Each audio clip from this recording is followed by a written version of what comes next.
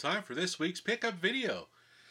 Well, this week I went to a new game store that's located in Canton, North Carolina.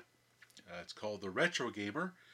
They're actually going to have a tournament there called Retromania on the 18th, which I plan on attending as Arcade USA to participate in all the festivities, see if I can win some prizes.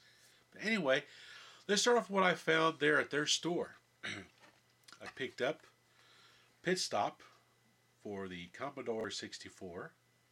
It's a neat little game. Neat little racing game. It's not too bad.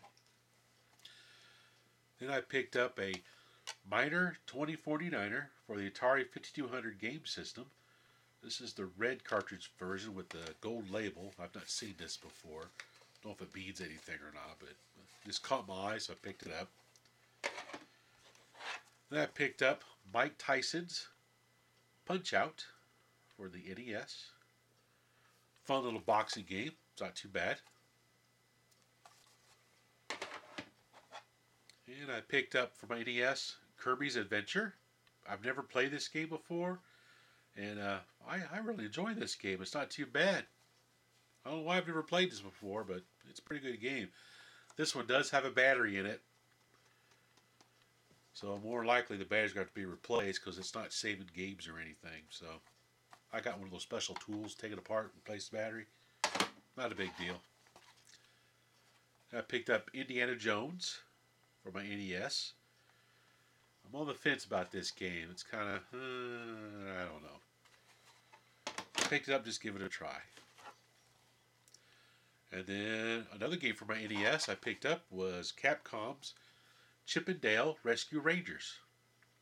Picked this up on a whim, and it's actually kind of fun to play. It's not that bad of a game. It's a good platforming game. So that's a nice find to add to my collection. Then for my Sega Master System, I picked up World Grand Prix, complete in the box. It's basically pole position on the Sega Master System, and it's not bad. It's pretty well done. I just rather have an analog control for steering the car instead of a D-pad. I don't drive so well using a D-pad, as you can see in the video up here. I'm crashing constantly. Oh well. It's still a fun game.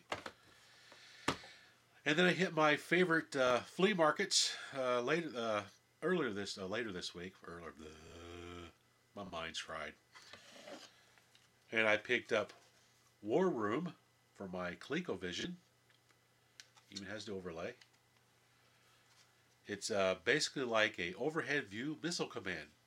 You gotta shoot these incoming satellites or missiles, whatever they are, and destroy them before they get to their destination. You'll notice they start off black, and as they get closer to their targets, they'll turn yellow, then red, and boom. If they get to their target, boom, they explode. Yeah, picked up some more Game Boy games from my little Game Boy collection I've been starting on.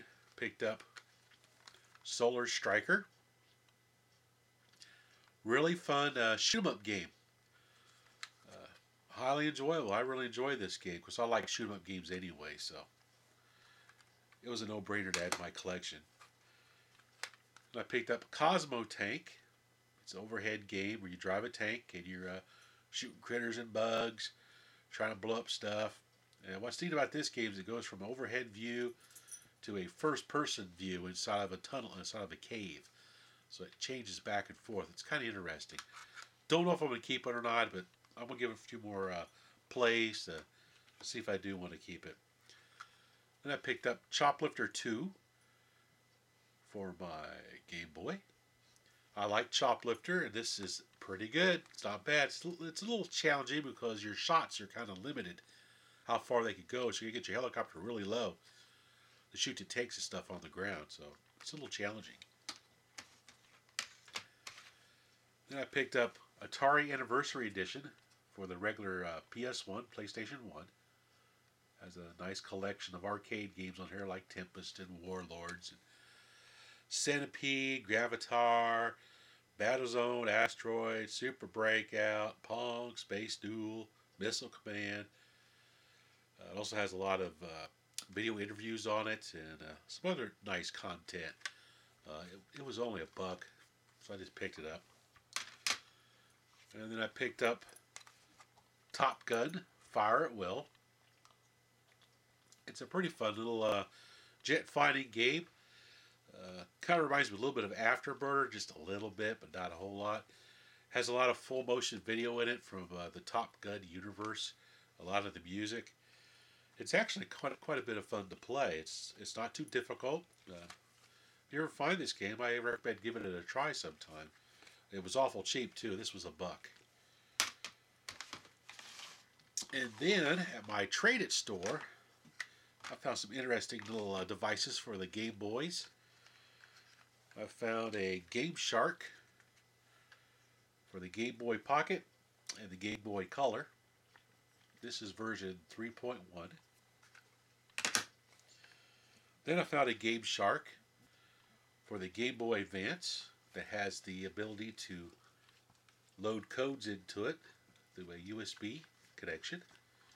So that's pretty cool. Then I found this device that's called a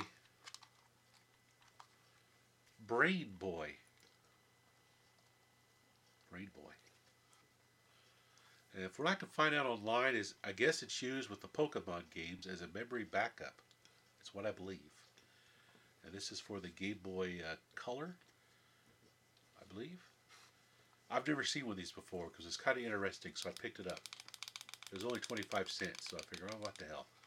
Something odd I could show. Do a little more research on it, see exactly what it does. It does have a little button on here that's called the Colorizer.